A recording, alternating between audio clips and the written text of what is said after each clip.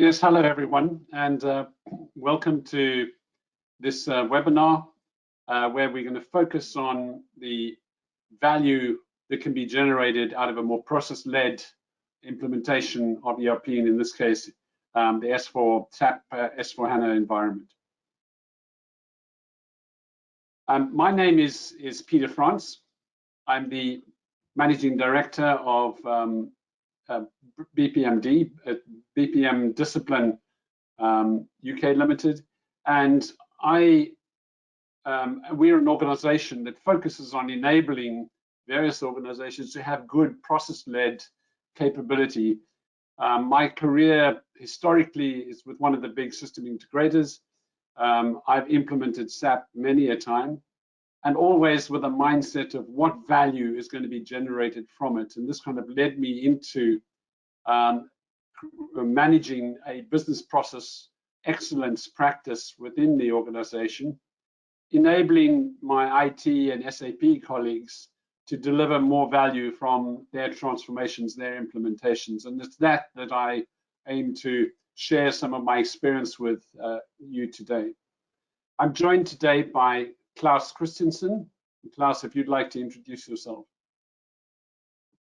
Yes, please. Hi, my name is Klaus Christensen. I'm based out of Copenhagen in Denmark, and I come from SAP Signavio, which is a process management software suite that is part of the SAP offering. I too have a background in one of the large system integrators, and I've been doing some software development in some startups as well. And now I advise customers, either SAP customers or non-SAP customers, in how to utilize our product for process management in the best possible way, which I'll talk a bit about today. Thank you, Klaus. So what are we going to do today? And really great that you could join us. But today we'll focus really on three areas. I think BPM, why is that critical for transformation? We've heard about BPM. We just want to focus, frankly, on getting SAP S4 implemented. Why this hassle of having to take BPM into account? Well, we clearly believe that there is a lot of additional value in it and believe that it can help deliver on time and within budget and a whole lot more value. And we'll talk about that as part of the session today. And finally, show you some of the real examples of how this has worked in practice. So that's the purpose of the agenda today. And if we start with that first area, well, BPM, what is business process management? Why is business process management so important? We all know that we live in an environment of immense change. That change is brought about by changes in consumer behavior, changes in product needing to get to market faster, changes in supply chain dynamics and that being continually disrupted, changes in regulation, changes in the way that we need to execute our business. And what we need is a real clarity of how we operate in a transparent way and how the interplay works between people, data, systems, customers, competitors, and our suppliers and partners in such a way that we can recognize that interplay, make sure that it operates well, and that we can change it reliably and at speed. And it's that transparency of understanding process across all of those dimensions that is brought about by good process management. And when you implement an ERP environment, you focus quite heavily, naturally, on the systems and the data, but who executes those? How does the customer feel and interact around them? What are your suppliers and partners, etc., working around them? And it's that interplay and being able to get that into action and get sustainable benefit from it that process management helps bring about. You say, okay, well, that makes sense. But we're just implementing S4. Why do I need to think about this now? Why do I need to do something different now. And there are many reasons for it. I guess I would focus on two key reasons. Firstly, companies that go down a path of implementing a new ERP, in theory, do this every 7 to 10 years. In reality is that if you look at when last you had a major ERP implementation, some organizations have it up to 12 years ago. When you implement a new ERP, it is a superb opportunity where you effectively unfreeze the status quo in terms of how people operate. There's a level of unknown and change that you automatically bring about when you implement a new system environment. And as soon as you implement the new ERP, people learn and adapt very quickly, and it refreezes into a new way of operating. If you've had bad behaviors, complexity, etc., over a long period of time, that complexity and bad behavior very quickly is perpetuated for the next 10 years, unless you're able to use this as an opportunity to simplify, harmonize, adopt new practice, and make sure that the organization takes advantage of the fact that you're going through this change. Whether you call it a transformation or not, you are going through a significant change as people that operate the system need to understand how to adapt it and use it differently. And you need to take advantage of that change. The other major reason is that the last major implementation from an introduction from SAP was the ECC, and that was in the 70s. And this is a significant enhancement to the product, its functionality, the way it's delivered, and thus what you can achieve through business performance. They've also introduced new best practices and standards, etc., and some of those relevant to different industries. It is a great opportunity for you to take advantage of that functionality and to adopt and use it in a new way. Now, all of this can also happen without it necessarily taking significantly more time and effort. So this is something that is worth doing, and it's worth doing now. And I look forward to any questions or comments to that when we get into that a little bit later on. In principle, the old way, and the way that I've heard quite often, is what I would loosely refer to as lift and shift. That's a crude way of saying effectively you lift the functionality from the old platform and get it up and running in the new platform. It tends to be a little bit more of an IT-centric view on it, which is, yeah, we have to change platform, let's just do it. We know what we've got, and let's just, and maybe we review whether or not some of the changes and configurations and additions that we've added over the years, whether those are really required, and maybe we simplify it down a bit. And any improvement, let's kick down the road and maybe do sometime into the future. Let's get it up and running, and then we can worry about enhancement and improvement.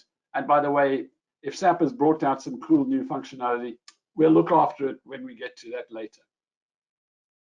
And it's not done necessarily with any massive amount of reuse of the assets that have been created. Which ones should you use? And one size fits all. In terms of the processes, this is the standard way of doing it. This is the way we should make it happen. Clearly, an implementation can happen in a different way.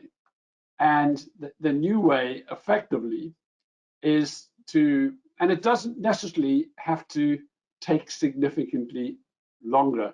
It's just a bit of a mindset change, a slight mindset change in terms of how this is implemented.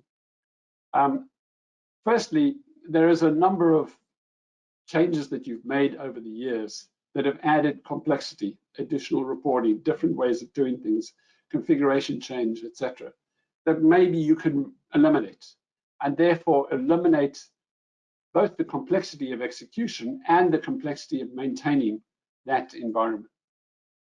You want to be able to tackle some of the improvements head on. You want to be able to identify where there are improvement potential and to go through this, but only do that in areas that are truly driven by the value that can be addressed by the business. And reuse some of the assets that you've got within the business and make sure that those are effectively applied. And focus on what it takes to drive the energies into strategic action. There was a client we were working with where we said, well, let's focus on the 80-20 rule. Let's focus on putting change and thinking about innovation and bringing about enhancement into the areas that drive real business value, the 20%. The rest should be routine.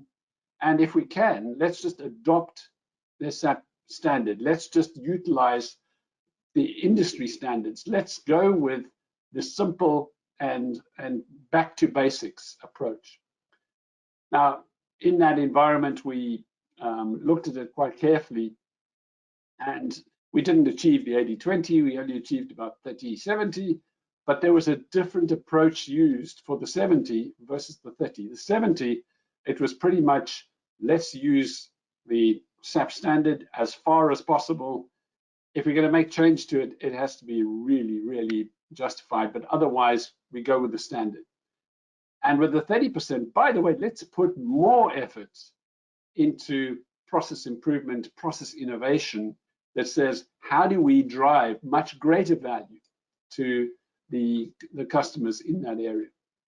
And with that mindset, you can actually save time, reduce the amount of complexity you build into the system, and deliver greater performance. And that's really the benefit that you're going to deliver from it, which is improving the processes, making them simplified where possible. It's going to lower your implementation costs and effort, and there's less risk and more resilience. The first time I did this, we had a big ding-dong between the CIO and the CFO. The CIO just wanted to implement the new ERP system and basically said, all this processy stuff that you're going to do is going to add time, it's going to add complexity, and it's just going to turn this whole world upside down. The CFO said, well, we've already got all this complexity, we've already got the issues. What we want to do is get our environment back to basics and only innovate where we need to innovate. By creating an implementation approach that did a little bit of understanding about the nature of process up front, and then carrying that process excellence throughout, it made a massive difference. And actually, overall, I believe that the implementation took less time and delivered greater value. And that's what I believe you should be aiming to achieve through any implementation. Now, at the core, it does mean you start out with a good understanding of classification of process. Really understand which processes are more strategic versus more routine, and what level of uniformity is really needed of those processes. And to get down to your level 3 processes, which is what I call the 250 to 300 process level, and make sure that associated with those, you're very clear on where they sit in terms of their performance. And if something sits down at the bottom end of the scale, let's make sure that we are not putting massive amounts of configuration and change into it. If it sits at the top, let's put a disproportionately more amount of clarity as to This is how we've done it in the past. This is why, let's improve it and put the improvement into it. And net producing a better result. And you achieve that by the process-led approach. And that process-led approach effectively incorporates a number of the factors that we talk about on this slide. Yeah, firstly, having a clear understanding of the customer journey. Understand your customer satisfaction data and make sure that you're clear as to what the customers really care about, and using that as a way of prioritizing and getting clarity on the touch points into the operational processes, which ones require more significant focus. Underpin that with good operational process performance data, using process mining to understand your current performance and the current variation in performance, but also then carry that through in terms of monitoring the performance as you go live and make sure that you are adopting and utilizing the system as it was envisioned. What you're putting in place in terms of process information also drives training. And it's really key to carry the process information through, right starting, as you see at the bottom of this page, from the functional system design, that you can document utilizing this. But then don't leave this on the table. Actually carry it through and build on it, and it becomes your standard operating procedure type information, which is then utilized by the team at large. And relate that to your Fiori app codes and the SAP best practice codes, etc., so that there's a good interrelationship between your processes, your tasks, and what the SAP environment looks like. And that helps down the path with maintenance, particularly from a perspective of understanding the interaction and understanding the interdependence between them. And it can be used for testing and various other steps along the way, so that you are building this corporate knowledge about how you execute the process and how you manage it as a way of assisting and driving where you're at. Now, clearly, there are many tools in the environment. In the SAP environment, the one that we like the best is the SAP Signavio toolset, and we've implemented that 70 plus times. And to take you through that part of the journey and how you use SAP Signavio, I'll now hand over back to Klaus and see if Klaus can give you a little bit more clarity on that. Yes, thank you, Peter.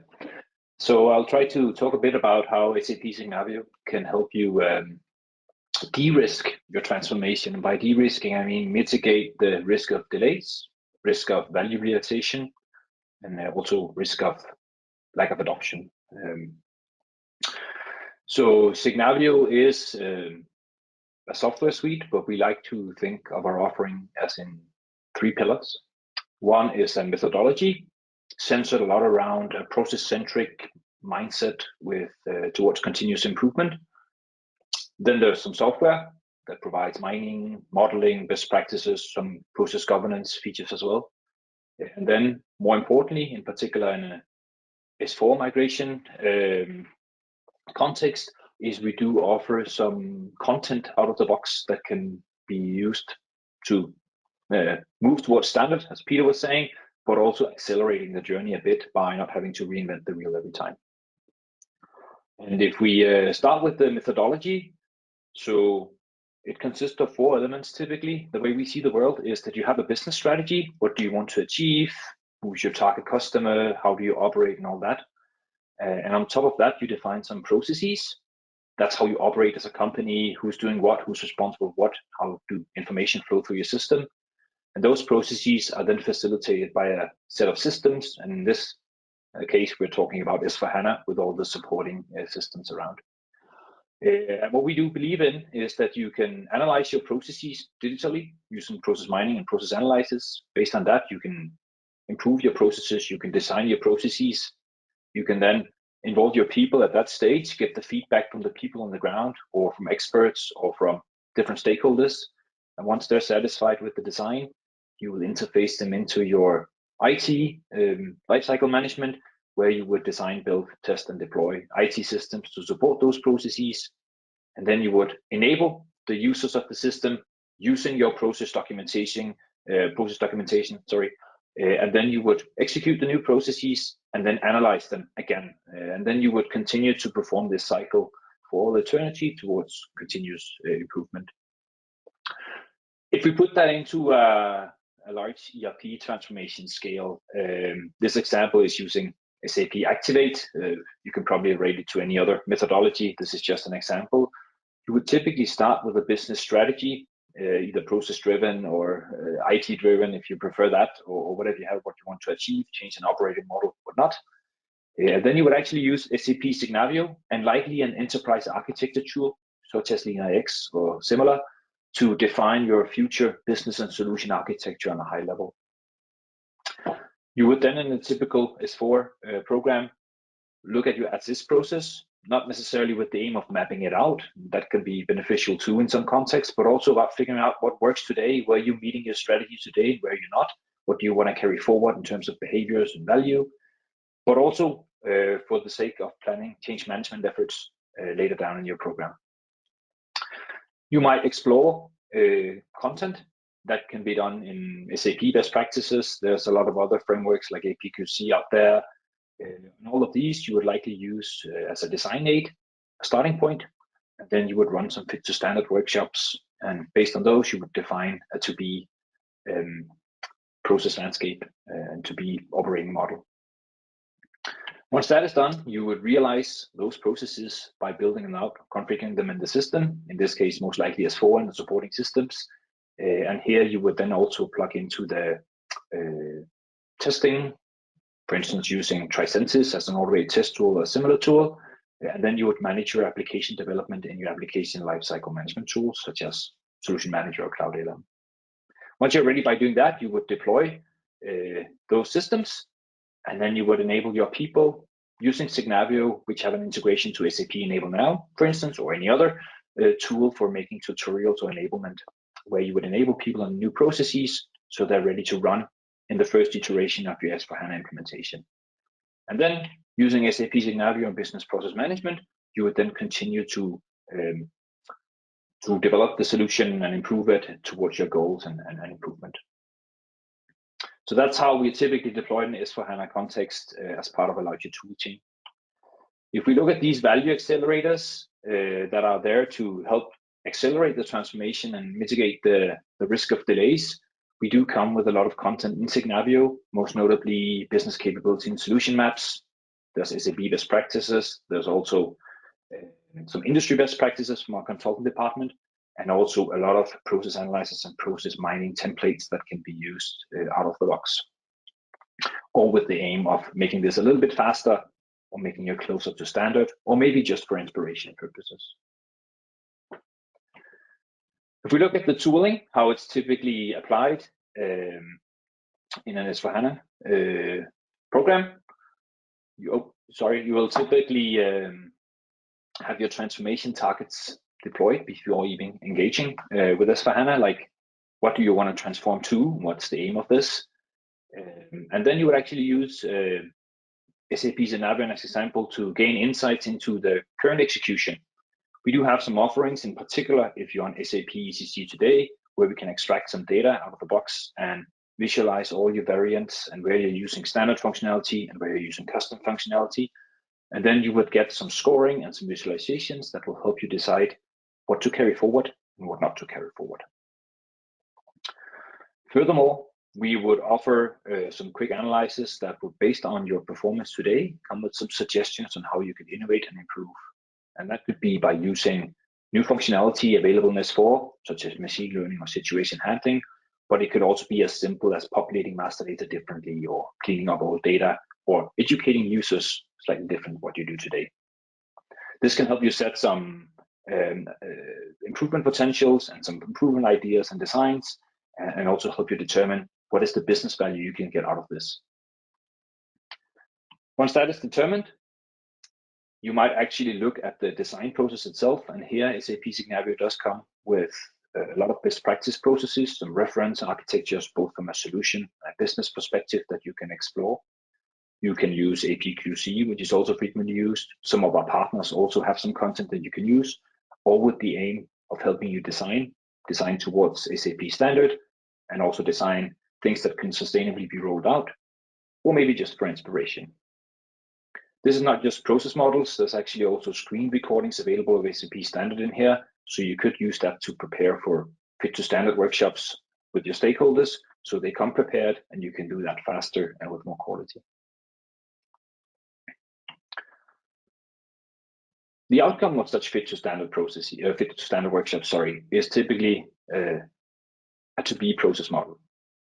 You can take the standard as it is, but as Peter was mentioning earlier, it's very common that you also enrich this with information such as Fiori apps using, bots used, third-party tools that you have chosen to incorporate because it's a differentiator for your industry. And all that would be available in one central tool called Signavio here, the process manager. And this, before you actually choose to go forward with this, you can collaborate with your stakeholders on this process model. So it is possible to share prior to making this gospel and publishing it, so you can get feedback from your stakeholders that you can incorporate to, let's say, harvest the knowledge of the crowd of people who are normally working with this process and give them the option to provide valuable feedback before you make the change. Speaking about people, we also do have a native integration to SAP Enable now, but can also integrate to other learning tools, meaning that your process model is more than just a process. It's also an enablement tool that you can use to provide information to your users on how to do a particular process step, what to avoid, what are the guidelines and the policies, in addition to being able to understand the full process end to end. So with this, it's not just about modeling or designing, it's actually also about enablement, which is very important if you want to transform faster and ensure that the transformation sticks in a sustainable fashion. Once you are happy with the to-be design, all that the stakeholders agree, the process owner have signed off, you would typically use the native integration into Solution Manager or Cloud ALM, all with the aim of managing the application needs to be configured and tested. Using requirements defined in Signavio, you can actually, through Solution Manager, for instance, or Cloud ALM, interface them into automatic test tools such as Tricentis. So you also automate the part of the important part of testing according to your new process definition and user stories and requirements, depending on your methodology. And then the important thing starts. So then you're ready to enable new process. Everything has been built, tested with satisfaction. But then you can start actually measuring your new reality in multiple dimensions. First and foremost, are people conforming to the new process? So are they actually executing the new process in the new system, or are they not doing it quite as expected? That you can easily measure and track in Signavio, and then you can make changes accordingly. At a higher level, you can also compare your actual benefits measured in process metrics, such as data sales outstanding, automation rates, and compare them to your original strategy and your targets. And if you're not completely on target, you can then calibrate and do additional iterations. And also on the more solution oriented side, you are able to assess each process with a lot of standard metrics, view internal benchmarks to view whether you have local differences, or whether you have different entities or different categories working differently, all with the aim of asking yourself, not only are you meeting your targets, are people following the process, but also how would it look if the worst performing entities were performing as the best performing entities internally. And then you can harness the knowledge obtained internally, which can be quite beneficial actually. So you would then continuously monitor, all with the aim of doing additional iterations, all towards maximizing the benefit of the transformation, but also ensuring continuous improvement so you are ready for the challenges at hand. So to summarize, SAP Signavio in an S4 context provides you with very fast, very deep insights into your current process execution, all with the aim of designing the tomorrow. We do help you determine business value and finding improvements that you can implement, not just to make it lift and shift, as Peter was saying. There's a ton of best practices architectures and other templates available that can help you speed up. And then you have a tool for collaborating and enabling people, and then you can continuously monitor the benefits. And just for those who are interested, we do have a free of charge little snippet called Process Insights Discovery Edition, which is a sample report that is free. So if you're using ECC today, it's very quick to get a snapshot of how part of Signavio can help you. So if you're interested, I put a QR code and a link here with some instructions on how you can get a free sample of Signavio Process Insights to get started. So that's a recommendation from here. Typically takes an hour of setup, and then you can get your own report to explore. Yes. Back to you, Peter. Right, and I'm just making sure that you can see my screen okay. And thanks, Klaus, that was great. I think you see that what I spoke about in terms of the approach is underpinned by the functionality that's available throughout the SAP Signavio suite. And quite often people ask us, well, why SAP Signavio? And there are many other tools available, but that suite and its ability to carry you throughout that process-led lifecycle, in my mind, is a critical success factor and one of the key values that you can get from it. Of course, it does integrate with, and you can utilize other tools as well. And I think Klaus referred to some of that potential throughout. But that strength is really great from our perspective. Now, the way it's implemented, the way it's used as a result is very different depending on where you are on the journey, depending on what you're trying to achieve. And what I'll talk through is just a couple of examples of where it's made a very big difference. The first is in the industrial sector. There's actually a building products company that produced building products, global entity, but operated in different countries in a somewhat unique way. And what was important is that they had mandated and pulled out, mandated the new transformation framework, and everyone was going to utilize the same model globally. But there were some issues in the UK that were different. And what the UK wanted to do is make sure that as they embarked on this implementation, on the one hand, they were being compliant globally as far as possible. They didn't want to be difficult, but at the same time, wanted to be sure that that differentiation was brought about and wasn't lost in the process. So what we guided them through was an approach of getting clarity of what their as-is processes were, but at a reasonably high level, and then utilizing the segmentation to say, and where is our differentiation? Where is that top 20% versus where are we very routine? And in that top 20%, then creating a mini FDD, a functional documentation to say, what are we different and why? That then carried through into the, when the global team came and said, well, here's the global template, they were able to say, well, that's great, but we could actually accelerate going through it by saying, well, these parts of the global template, we're going to adopt and utilize in the standard way. But here's where we need conversation. And they were really excited by it, because what happened was, instead of having sort of conference room pilots for every single part of the process and making sure it worked and didn't work, they were able to home in on those areas that were truly differentiating. And that approach is what has guided them through in terms of being able to implement a whole lot faster. And then the information that has been created in the SAP Signavio environment is then carried through to user documentation, and we're working it through in terms of being able to be utilized as part of driving adoption and driving the real realization of benefit. So an example of a slightly different approach, but utilizing the same structure.